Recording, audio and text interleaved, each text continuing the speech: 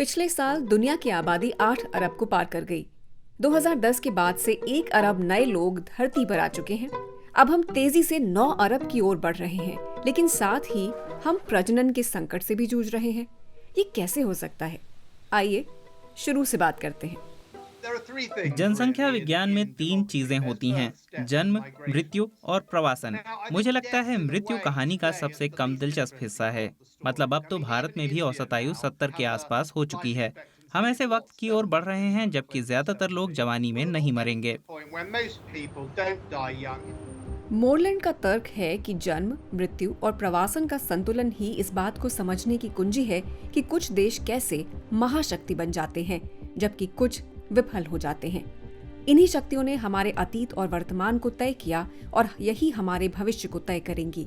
Moreland कहते हैं कि जनसंख्या के लिहाज से 3 युग हुए हैं। पुराने समय में लोग खरगोशों की तरह पैदा होते और मक्खियों की तरह मरते थे। जन्म दर बहुत ऊंची थी। औसतन एक महिला के 6, 7 या 8 बच्चे होते थे। उनमें से एक तिहाई 1 साल के होने से पहले ही मर जाते थे।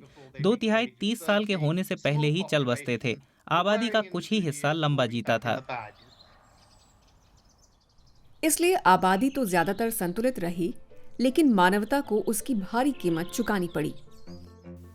आइए देखते हैं 1800 के बाद कैसे दुनिया में स्वास्थ्य और समृद्धि की स्थिति बदलती चली गई। बाईं तरफ जीवन प्रत्याशा है, नीचे आय का स्तर है।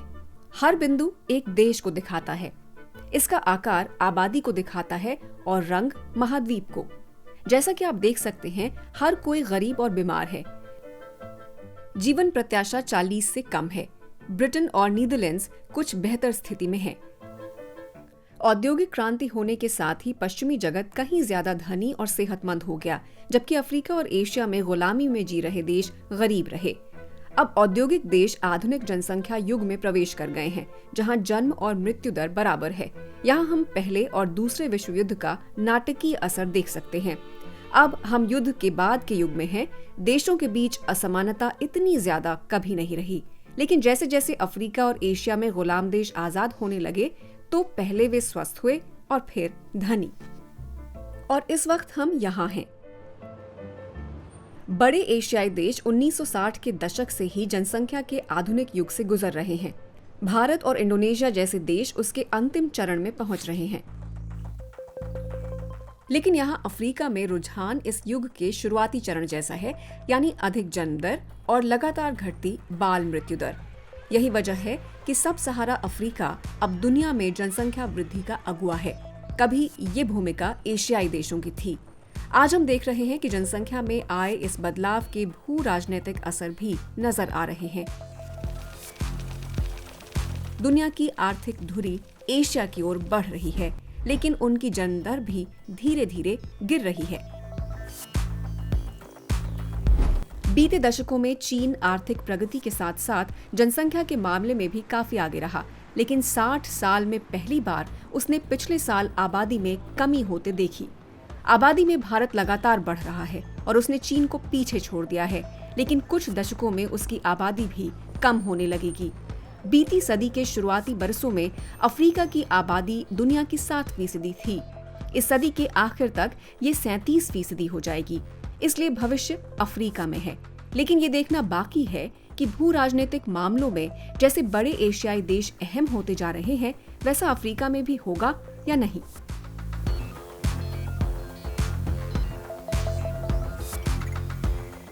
संयुक्त राष्ट्र जनसंख्या कोष की लिडिया जिगोमो अफ्रीका के भविष्य को लेकर बहुत आशान्वित हैं, जहां आधी से ज्यादा आबादी 15 साल से कम उम्र की है।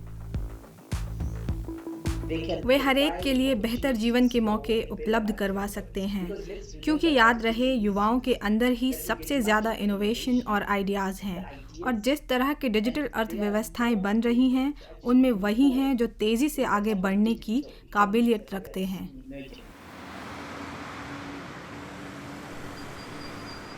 लेकिन संयुक्त राष्ट्र के मुताबिक ऐसा होने के लिए शिक्षा और परिवार नियोजन बहुत जरूरी है। महिलाओं का प्रजनन का अधिकार एक मानवाधिकार है और यह स्वस्थ परिवार नियोजन और महिलाओं को श्रमबल का हिस्सा बनाने में अहम भूमिका निभाता है। कुछ देशों ने नीतियों को उलट पलट दिया और नागरिकों को सरकारी परिवार नियोजन अपनाने को मजबूर किया। मसलन चीन ने एक बच्चे की नीति अपनाई जिसके चलते लैंगिक असमानता पैदा हो गई। वहां महिलाओं के मुकाबले पुरुष ज्यादा हो गए। पेरू में 1990 के दशक में 10 लाख से ज्यादा आदिवासी महिलाओं की जबरन नसबंदी कर दी गई। भारत में 1970 के दशक में 62 लाख से ज्यादा गरीब पुरुषों की जबरन नसबंदी हुई। इस दौरान 2000 लोगों की मौत भी हो गई थी। इसीलिए विशेषज्ञ अपनी मर्जी से परिवार नियोजन और महिलाओं के प्रजनन अधिकारों की बात कर रहे हैं, लेकिन लैंगिक अंतर को दूर करने में अभी बहुत वक्त लगेगा। 2019 में हुए एक अध्ययन ने दिखाया कि डेनमार्क जैसे सबसे विकसित देशों में भी पहले बच्चे के बाद महिलाओं की आय में बड़ी कमी देखी गई, जबकि पुरुषों की आय में कोई फर्क नहीं पड़ा। इसलिए अब ज्यादा बड़ी संख्या में महिलाएं बच्चे पैदा नहीं करना चाहती और अपने करियर पर ध्यान देना चाहती हैं, क्योंकि बच्चे पैदा करने के लिए अक्सर उन्हें ही सबसे ज्यादा कीमत चुकानी पड़ती है। अब हम एक दिलचस्प चरण में जा रहे हैं। आपकी भौतिक स्थिति कैसी है, इससे ज्यादा फर्क नहीं पड़ेगा। उत्तराधुनिक वातावरण में आपके मूल्य, धर्म, परंपराएं ज्यादा अहम हो जाएंगे। शहरी उदारवादी किस्म के लोगों की संख्या घट रही है और वे ऐसे समाजों में बदल रहे हैं जो उदारवादी नहीं बल्कि एक अलग तरह की जीवन शैली चाहते हैं। अमेरिका के आमिश समुदाय को लीजिए। इस शांतिप्रिय परंपरावादी समुदाय में 1900 की शुरुआत से ही हर महिला के करीब 6 बच्चे होते हैं। अगर अगले 200 साल तक वे ऐसा करते रहें तो उनकी आबादी अमेरिका की मौजूदा आबादी से ज्यादा हो जाएगी। या फिर इसराइल में अति रूढ़िवादियों को देखिए, जिनकी आबादी 2015 में 14% थी, वो 2065 में बढ़कर 40% हो सकती है। भले ही सब सहारा अफ्रीका और कुछ धार्मिक संगठनों की आबादी तेजी से बढ़ी है, लेकिन संयुक्त राष्ट्र का अनुमान है कि दुनिया की आबादी अधिकतम 10-11 अरब तक ही जाएगी और उसके बाद घटनी शुरू हो जाएगी। तब विकास आधारित अर्थव्यवस्थाएं घटती आबादी से कैसे निपटेंगी, ये साफ नहीं है।